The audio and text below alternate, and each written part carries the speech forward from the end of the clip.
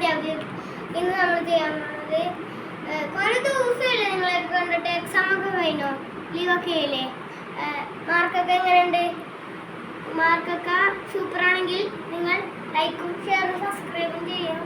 പിന്നെ മാർക്കൊക്കെ പാസ്സായവർ കമൻറ്റിൽ പാസ് എന്ന് കമൻറ്റ് ചെയ്യണം.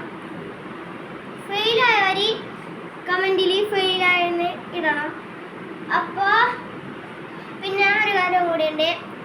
ഇന്ന് നമ്മുടെ റേസിംഗ് ട്രാക്ക് ഞങ്ങൾ ഉണ്ടാക്കിയിട്ടുണ്ട്.